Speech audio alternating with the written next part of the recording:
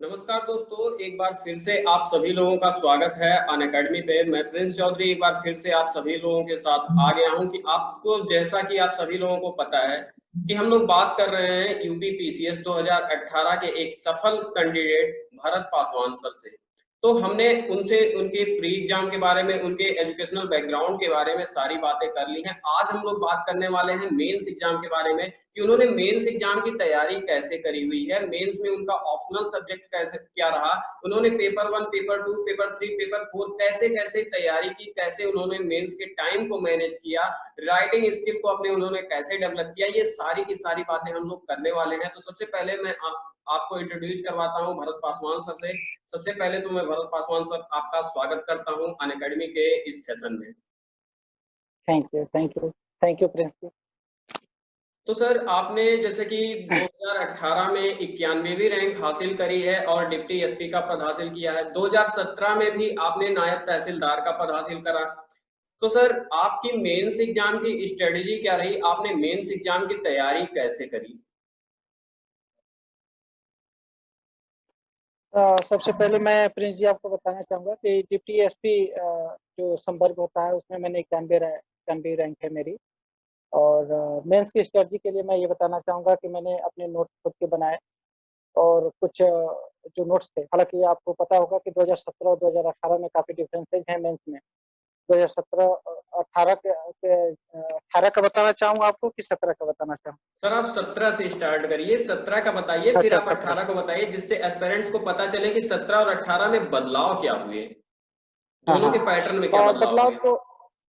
बदलाव आप लोग सिलेबस देखे होंगे, बदलाव आपको खैर पता होगा। मैं आपको ये बताना चाहूँगा कि 17 में जो मैंने मेंस दिया, उसमें 2 ऑप्शनल होते थे। ऑप्शनल के लिए मैंने अपना खुद का ऑप्शनल हिस्ट्री और डिफेंस मैंने रखा था। जी। हिस्ट्री में मैंने हिस्ट्री में मैंने बहुत सारी बुक तो नहीं प्रेफ़र की। एक मणिकांत सर के नोट्स आप जानते होंगे, तो मणिकांत सर के नोट्स को मैंने प्रेफ़र किया, क्योंकि मुझे पढ़ने का कम टाइम मिलता था, जॉब थी मेरी, तो इस वजह से मैंने मणिकांत सर के नोट्स को प्रेफ़र किया और उनके नोट्स को बार-बार रिवाइज़ किया। उनके नोट्स से भी मैंने 60 नोट्स बनाने का प्रयास किया और उससे मैंने दिया अपना हिस्ट्री का पेपर। इसके अलावा जब डिफेंस हुआ तो डिफेंस में मैंने राजवंश सर के बुक और उनके नोट्स को प्रेफ़र किया। इस तरह मैंने 2017 में अपने ऑप्शनल पेपर को क्लियर किया। इसके अलावा हिंदी हिंदी का जो पेपर होता है उसमें आप सबको पता होगा कंपल्सरी पेपर होता है हिंदी का, हिंदी और एसए। तो हिंदी में मैंने हिंदी का पीएन पांडे करके सर की एक बुक होती है, वो काफ़ी अच्छी बुक होती है। उसको आप चाहे तो जो पृथ्वीनाथ भी पांडे सर की। स्टैटिक पार्ट्स हैं। हाँ, हाँ, पृथ्वीनाथ पांडे सर की बुक, वो काफ़ी अच्छी बुक है। उसको आप रेफ़र कर सकते हैं। एस कुमार सर के नोट्स हैं जो पत्राचार के लिए, वो जी काफ़ी अच्छे बिल्कुल। नोट्स। तो एस कुमार सर के नोट्स और पीएन पांडे सर की बुक्स को मैंने प्रेफ़र किया। ऐसे चूँकि आप पढ़ते हैं, जब बहुत सारी बुक्स पढ़ते हैं, आप ऑप्शनल तैयार करते हैं, तो इससे आपको खुद ब खुद तैयार हो जाता है, मेरा ये मानना है। मैंने इससे कभी स्पेशली एसए की तैयारी नहीं की और एसए में हमेशा मेरे ठीक-ठाक मार्क्स रहे हैं। 17, 18, 2 17 में मेरे अच्छे मार्क्स थे, 16 में भी मैंने मार्क्स अच्छे पाए। तो 17 मैंने इस हिसाब से क्लियर किया। 18 में चूँकि पूरी तरीके से पैटर्न चेंज हो गया। 18 में एक तरह से देखा जाए तो यूपीएससी पैटर्न पे यूपीएससी ने अपना एग्ज़ाम मेंस एग्ज़ाम स्टार्ट कर दिया। आप जीएस के चारों पेपर जो थे, उसमें क्या नाम है कि लिखित पेपर हो गए, जीएस के चारों लिखित हो गए। इसके अलावा आप ऑप्शनल एक कर दिया गया। तो मैंने डिफेंस को ऑप्शनल रखा, क्योंकि मेरे पास कम टाइम मिलता था, तो इस वजह से मैंने डिफेंस रखा। डिफेंस में थोड़ा सिलेबस छोटा होने के नाते उसका रिवीजन और उसको पढ़ना एक तरीके से आसान हो जाता है। जीएस की जहाँ तक मैंने तैयारी की चारों पेपर की, उसमें मैंने विज़न के नोट, जो बुकलेट आती है विज़न की मेंस की बुकलेट के 365 के, वो मैंने प्रेफ़र की। 5 पेपर तक तो मैंने विज़न के जितने भी बुकलेट होती है, उन सबको मँगाया, उससे मैं तैयार किया। प्लस एक जो सबसे इम्पोर्टेंट चीज़ उसमें लगी, एक वैल्यू एडिशन आता है, विज़न 365 का। उस वैल्यू एडिशन को लेना है और किस तरीके से उसको यूज़ करना है, ये बहुत ज़रूरी है। उसमें जैसे एसडीजी के गोल दिए हुए हैं, आपके प्रीएम्बल दिए हुए हैं, तो जो काफ़ी इम्पोर्टेंट है, बहुत सारी कमिटी के रिकमेंडेशंस हैं, उन सबको आपको एकदम से रट जाना है और उसे किस तरीके से हर पेपर में यूटिलाइज़ करना है, इस चीज़ को सीखना है। आपके जो पैटर्न है इस तो मैंने जीएस 3rd पेपर तक मैं सिर्फ़ विज़न के नोट्स को प्रेफ़र किया, उससे पढ़ने का प्रयास किया। इसके अलावा 4th पेपर में मैंने लेक्सिकन की बुक पढ़ी। लेक्सिकन के अलावा मैंने कुछ नहीं पढ़ा, उससे बार-बार रिवाइज़ किया और उससे अपने नोट्स बनाए और अब मैं आपके सामने इस तरीके से सफल होके सामने उपस्थित तो जी। सर जैसा अब कि आपने हिंदी सर जैसा जी। कि आपने बताया कि एक ऑप्शनल वाला तो चेंज आया ही आया। क्वेश्चन के हाँ, हाँ। नेचर में आपने कैसा चेंज महसूस किया? आपने कैसा चेंज महसूस किया सर 2017 के ऑफ मेंस के पेपर के क्वेश्चंस के नेचर में और 2018 के मेंस के क्वेश्चंस के नेचर में आपने कैसा चेंज महसूस किया? वहां पर कोई चेंज महसूस किया क्या आपने? हाँ, हाँ, बिल्कुल, बिल्कुल। चेंजिंग आई है। अब क्वेश्चन पेपर में पहले ये होता था रिपीटिशन होता था। क्वेश्चन के रिपीटिशन बहुत होते थे, पहले के 17 के पहले। तो अगर 17 जी। में देखा गया ये कि 16 के भी कई क्वेश्चन आए हैं, 15 के भी कई क्वेश्चन आए हैं।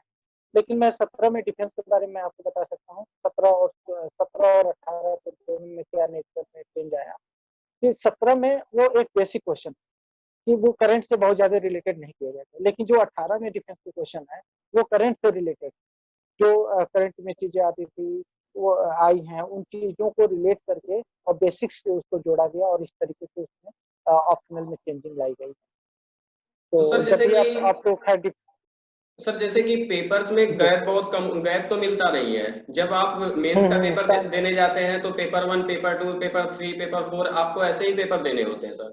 यहाँ पे आपको जी, टाइम जी, गैप जी। तो मिलता नहीं है कि आप पूरी चीजों का रिवीजन हाँ, कर सकें।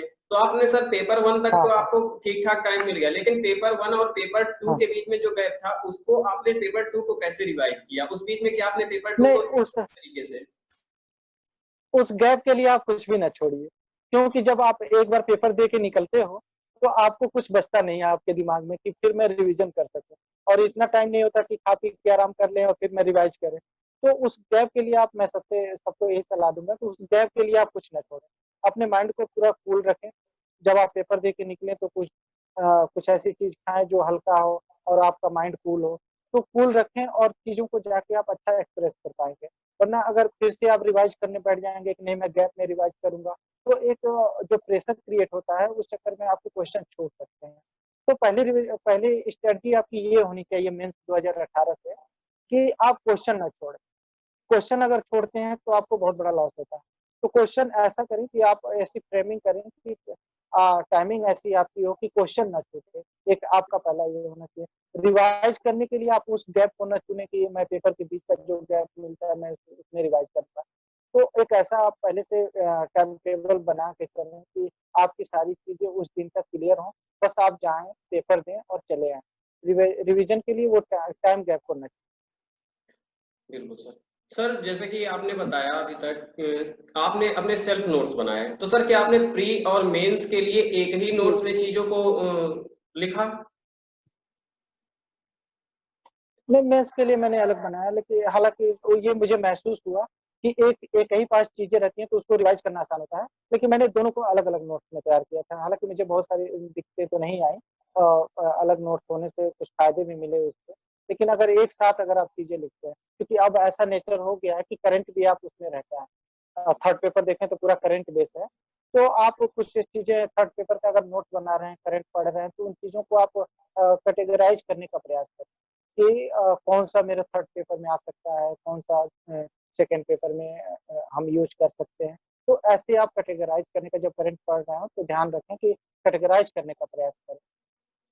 तो इस तरीके से आप सफल हो तो सर जैसे कि आपने हिस्ट्री के लिए तो अपना पूरा बता दिया कि आपने हिस्ट्री के लिए क्या रिसोर्स यूज किया, लेकिन सर आपने ज्योग्राफी के लिए प्री एग्जाम के लिए आपने एक रिसोर्स के बारे में बताया, फिर आपने मेंस एग्जाम के लिए ज्योग्राफी के लिए क्या क्या रिसोर्स यूज किए? ज्योग्राफी और पॉलिटी ये सारे सब्जेक्ट, इकोनॉमिक्स हो गए।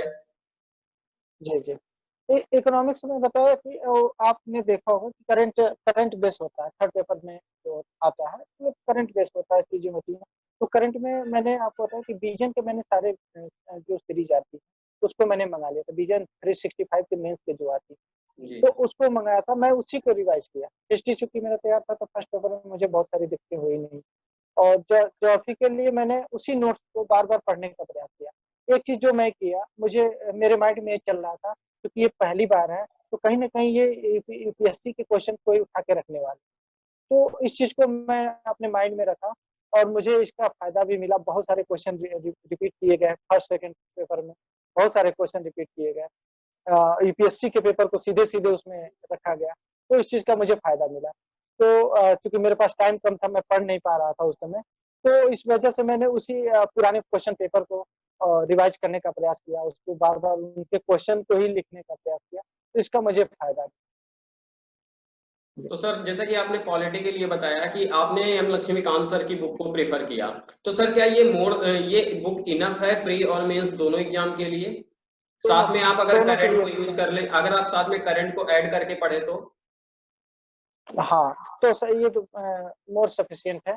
आप लक्ष्मीकांत को पढ़ें, एक बार नहीं 10 बार पढ़ें, सिर्फ़ लक्ष्मीकांत पढ़ें, वो आपके लिए सफिशिएंट है। प्री प्लस मेंस दोनों।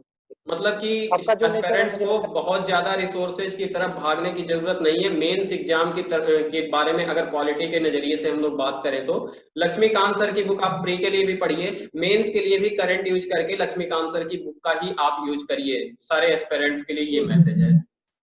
जी, जी, बिल्कुल, बिल्कुल। और एक चीज़ मैंने बीच में उसको फिर मैं जोड़ देना चाहूँगा वैल्यू एडिशन जो हम्म। 365 का आता है, हाँ, वैल्यू एडिशन वैल्यू पार्ट है एडिशन। उसका, उसमें लिखा हाँ, हाँ, वो काफ़ी अच्छा है मटेरियल है, वो काफ़ी अच्छा मटेरियल है। उसको आप रखें, किस तरीके से उसको यूज़ करना है, इस चीज़ को थोड़ा-सा प्रयास करें और लिखने से आ जाता है, लिखेंगे आप चीज़ों को। आप जैसे मान लीजिए कि शिक्षा पे कोई क्वेश्चन आया, आप लिख रहे हैं, तो आप जानते हैं कि एसडीजी गोल में शिक्षा को रखा गया है, गरीबी को रखा गया है, तो उसमें आप कहीं दिखा सकते हैं कि हाँ, एसडीजी में ये लक्ष्य रखा गया है, हम उसके तरफ अग्रसर हो रहे हैं। तो कहीं न कहीं वो जब आप एक पॉइंट डालते हैं, तो वो एग्ज़ामिनर के माइंड में वो चलता है, उसको देखता है, क्लिक करता है, वो नंबर देता है। तो एसडीजी को आप यूज़ करें, बहुत सारे प्रिएम्बल में बहुत सारे ऐसे शब्द हैं जिनको हम यूज़ कर सकते हैं, आर्टिकल बहुत सारे हैं, तो उसमें सारे वैल्यू एडिशन में वो सारी चीज़ें दी हुई हैं, आप उनको यूज़ कर सकते हैं और अच्छे नंबर गेन कर सकते और सर ऑप्शनल को आपने किस तरीके से तैयार किया? आपने कितना टाइम दिया ऑप्शनल के लिए सर? हैं। ऑप्शनल के लिए तो मैंने बहुत टाइम दिया क्योंकि ऑप्शनल मुझे लगता था कि ऑप्शनल एक ऐसी चीज़ है जहाँ पे ऑप्शनल और फोर्थ पेपर, जहाँ पे कम बुक्स पढ़ के अच्छे नंबर लाए जा सकते हैं। क्योंकि ऑप्शनल हम एक ही सब्जेक्ट में बार-बार दे रहे होते हैं, तो कहीं न कहीं एक अच्छी तैयारी उसकी हो जाती है और आप उसको जितनी बार रिवाइज़ करते हैं, उसको अच्छे से एक्सप्रेस कर पाते हैं। तो मैंने ऑप्शनल को लगभग ये बनाना था मुझे 6 घंटे 7 घंटे टाइम मिलते थे, तो उन 6-7 घंटे मैंने पढ़ने का प्रयास किया। तो 6 घंटे में मुझे 2 से ढाई घंटे, 3 घंटे मैं उसी अपने ऑप्शनल पे और प्लस फोर्थ पेपर क्योंकि यूपीपीएससी के लिए एकदम से नया था फोर्थ पेपर, तो मैं फोर्थ पेपर प्लस ऑप्शनल के लिए काफ़ी टाइम मैंने दिया।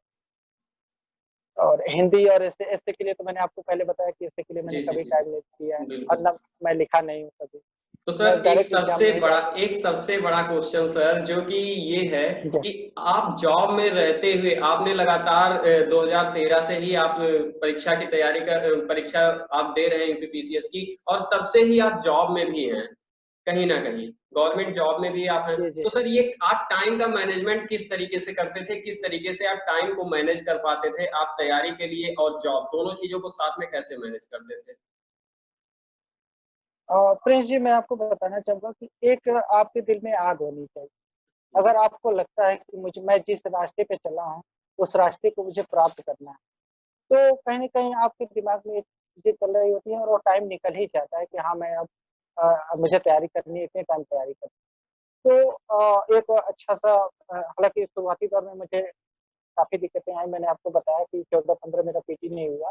तो वो उन दिक्कतों को मैंने दूर करने का प्रयास किया और फिर से मैं अपने सेल्फ मोटिवेट हुआ। कई तो मैंने दोस्तों का नाम बताया मनोज सिंह, आशुतोष सिंह, मेरे जीजा जी, राकेश राकेश जी और मेरी माता। माता तो ख़ैर बहुत उनको पता नहीं कि मैं किस चीज़ की तैयारी कर रहा हूँ। तो जी, जी। वो नहीं लेकिन वो वो ज़रूर ये मोरल कहती थी कि सपोर्ट बेटा होता पढ़ाई है। जी, जी। वो मोरल सपोर्ट होता है, वो उनका प्यार होता है, उनको हाँ। पता भले ना हो आप हाँ, किस चीज की तैयारी वो कर प्यार रहे है। हैं। बस वो इतना कहती थी कि बेटा पढ़ाई करो अच्छे से, आप जो भी पढ़ाई करते हो आप उसमें हो जाते हो। तो वो मेरे अंदर से और काफ़ी क्योंकि मेरी माताजी कभी हम लोग का ऐसा बैकग्राउंड रहा नहीं कि हमारे दूर-दूर तक रिश्तेदार में कोई अधिकारी है। तो एक सेल्फ मोटिवेशन मुझे अंदर से मिलता रहता था कि नहीं मुझे करना है। क्योंकि वो प्रेशर मैं किसी और पे नहीं डाल सकता। जिस चीज़ों को मैं खुद से कर सकता हूँ, वो किसी और से कह के नहीं करवा सकता कि तुम अधिकारी बन जाओ। तो मैंने इस चीज़ को महसूस किया कि नहीं मुझे करना है। मैं कर सकता हूँ, मुझे करना है, मैं उस स्तर तक पहुँचा भी हूँ पहले ही प्रयास में, तो मैं कर सकता हूँ। तो ये चीज़ें काफ़ी थी मेरे लिए मोटिवेट होने के लिए और अपने टाइम को अच्छे से सेलेक्ट करने के लिए किसका पढ़ना है, कब नहीं पढ़ना है। मतलब यही कि आप एक्सटर्नल मोटिवेशन के बजाय अपने इंटरनल मोटिवेशन पे ज्यादा फोकस करें, इंटरनली आप मोटिवेट रहें, एक्सटर्नल मोटिवेशन की तरफ ज्यादा भागने की जरूरत नहीं है। जी, इंटरनल जो होता है वो आपको हमेशा मोटिवेट आप रहेंगे। एक्सटर्नल से क्या होता है कि हम 2 दिन तो मोटिवेट रहते हैं, तीसरे दिन लगता है कि नहीं यार अब मुझे छोड़ो हो गया बस। तो इंटरनल आपको मोटिवेशन होनी चाहिए, किस चीज़ के लिए आप क्यों करना चाहते हैं, ये चीज़ें काफ़ी क्लियर होनी चाहिए आपके माइंड में कि हाँ, मैं किस चीज़ के लिए कर रहा हूँ। आपको एक चीज़ बताना चाहूँगा, काफ़ी मैं दुखी हुआ कि एक अभी इलाहाबाद के कॉम्पिटिटर रहे हैं, अभी आपने पेपर में देखा होगा कि उन्होंने आत्महत्या कर ली। तो मैं जितने भी कॉम्पिटिटर हैं, मैं आप लोगों से यही गुज़ारिश करना चाहूँगा कि प्लीज़ आप ऐसा ना काम करें। आप प्रयास करें, तैयारी करते रहें, आपको सफलता ज़रूर मिलेगी। अच्छे डायरेक्शन में तैयारी करें, अपनी चीज़ों को मोटिवेट रखें, अपने अपने आप को मोटिवेट रखें और हर बार अपने माँ-बाप की तरफ देखिए कि किस चीज़ के लिए देखें, तो आपको सफलता ज़रूर मिलेगी। सभी कॉम्पिटिटर से मेरी यही गुज़ारिश है कि आप लोग ऐसी हरकत ऐसा काम ना करें कि जिससे आपको दुःख हो, आपके माता-पिता को दुःख हो, ऐसा मत काम जी बिल्कुल सर। जी। सर एक अगर नया एस्पिरेंट है, कोई नया कोई एस्पिरेंट है, तैयारी में आना चाहता है, उसको आप आंसर राइटिंग के लिए, आप मेंस के एग्जाम के आंसर राइटिंग के लिए क्या सलाह देना चाहेंगे? किस तरीके से वो मेंस की नए आंसर स्टूडेंट के राइटिंग लिए अपनी तो शुरू करें? देखिए अगर कोई नया एस्पिरेंट एकदम से शुरू से जाता है तो मैं तो उनको ये प्रेफ़र करूँगा कि आप पहले आंसर राइटिंग के बारे में ना सोचें। पहले अपने कॉन्सेप्ट को क्लियर करने का प्रयास करें। जल्दी से जल्दी अपने ऑप्शनल को डिसाइड करें कि कौन-सा ऑप्शनल आप रखना चाहते हैं। उसकी अच्छी बुक खरीदें और उसको अच्छे से रिवाइज़ करने का पढ़ने का प्रयास करें। चीज़ों को इंटरनली उसको एक्सेप्ट करने का प्रयास करें। जब चीज़ें क्लियर हो जाएँगी, तब आपको लगेगा कि हाँ, क्वेश्चन आपके सामने आएगा तो लगेगा कि आप लिख लेंगे। अगर आप शुरू से ही लिखने के लिए बैठ जाएँ, तो जब चीज़ें अंदर हैं ही नहीं कुछ, तो आप लिखेंगे क्या? तो मैं जो भी नए एस्पिरेंट हैं, मैं उनसे यही रिक्वेस्ट करूँगा और उनको बताना चाहूँगा कि आप शुरू में ही लिखने का प्रयास ना करें। कई बार ऐसा कई जगह बताया जाता है कि आप शुरू से ही लिखना चालू कर दें, जो कि मेरे हिसाब से गलत है। आप पहले चीज़ों को पढ़ें, समझें, जानें और जब आप जान लेंगे तो लिखना लिखना कोई बहुत बड़ी बात नहीं है, आप लिख लेंगे। जब एग्ज़ाम आते हैं तो उससे 2-3 महीने, 4 महीने पहले आप आंसर राइटिंग इस रूप में करें कि आपको क्वेश्चन छोड़ना नहीं है। आपको जो आपके माइंड में उन चीज़ों को उसको उतार सकें, क्योंकि वहाँ पे एक अलग प्रेशर होता है। तो जो आपके माइंड में चीज़ें लेके जा रहे हैं, उन चीज़ों को एक्सप्रेस कर सकें, क्वेश्चन आते हैं तो वो छूटे ना, तो इन चीज़ों को ध्यान रखना है और मेरे हिसाब से शुरू में आंसर राइटिंग अच्छी है। ठीक है। तो सर आपके हिसाब से आंसर राइटिंग डेली करनी चाहिए एस्पिरेंट्स को? हाँ, डेली करनी चाहिए लेकिन उन एस्पिरेंट को नहीं जो अभी नए हैं। अगर जी। आप पुराने हो चुके हैं, 1-2 बार आपने एग्ज़ाम दे लिया है, आपके ऑप्शनल क्लियर हैं, आपने ऑप्शनल पढ़ रखा है, आपके नोट्स तैयार हैं, तो फिर आप पुराने क्वेश्चन को लें, उनको आंसर राइटिंग करने का प्रयास करें और फार्मिंग उसकी अच्छी करें। आप फ्रेमिंग जो भी करते हैं फार्मिंग सॉरी फ्रेमिंग आप उसका अच्छा करें और फ्रेमिंग अगर आप अच्छा करते हैं तो फिर क्योंकि हमारे पास इतना टाइम होता नहीं। एक तो नंबर ऑफ क्वेश्चन्स ज़्यादा होते हैं। उनको लिखना होता है, तो एक अच्छे रूप में प्रस्तुत करना होता है। तो फ्रेमिंग करके और चीज़ों को डायग्राम के माध्यम से समझा के अगर हम लिखते हैं, तो वो काफ़ी हेल्पफुल होती है। आपके लिए भी आपको नंबर भी अच्छे मिलते हैं, तो उसका पहले से प्रयास करें। जो नए एस्पिरेंट हैं, वो शुरू में लिखना स्टार्ट करें, पहले पढ़ें। पहले अपने कॉन्सेप्ट को क्लियर करें, फिर आप हाँ, लिखना शुरू हाँ, करें, अपने आप आपके अंदर से लिखने की भावना आने लगेगी। जी, जी, बिल्कुल, बिल्कुल। अगर आप कुछ जानते नहीं हैं तो लिखेंगे क्या? सबसे बड़ी बात तो बिल्कुल ये है। सर। मैं हिस्ट्री के क्वेश्चन दे दूँ किसी को जी। और बंदा कभी हिस्ट्री पढ़ा ही नहीं है, तो वो क्या लिखेगा? ये नहीं सबसे बड़ी बिल्कुल सर, उसको काफी दिक्कतें, उस एस्पिरेंट को बहुत ज्यादा दिक्कतें फेस करनी पड़ेंगी, उसे सब ब्लैंक हो जाएंगे वो। जी, जी, बिल्कुल, बिल्कुल। तो सर आपका बहुत बहुत धन्यवाद कि आप हमारे साथ जुड़े और आपने एस्पिरेंट्स को इंस्पायर किया। आप आपकी सफलता के लिए एक बार फिर से आपको हम सभी अनअकैडमी की तरफ से, हमारे पूरे अनअकैडमी की टीम की तरफ से बहुत बहुत बधाई और आगे भी आपके उज्जवल भविष्य की हम लोग कामना करते हैं। Thank you so much sir. जी, जी, बहुत-बहुत धन्यवाद प्रिंस जी। आप लोग इसी तरह ग्रामीण क्षेत्र के लोगों का सबका मार्गदर्शन करते रहें, इसके लिए शुभकामनाएँ आपको भी। धन्यवाद। तो लर्नर्स, ये थे आपके भरत पासवान सर, जिन्होंने आपके यूपीपीसीएस 2018 के एग्जाम में 91वीं रैंक हासिल करी है और डिप्टी एसपी का पद प्राप्त किया है। तो आप सभी के लिए एक अच्छी तरीके से गाइड किया इन्होंने। आगे और भी आपके पास एज पर और भी ऐसे लोग आएंगे जिन्होंने क्लियर किया है 2018 का एग्जाम। तो मिलते हैं अब और आगे की वीडियोज में, तब तक के लिए bye bye. Thank you everyone, thank you so much.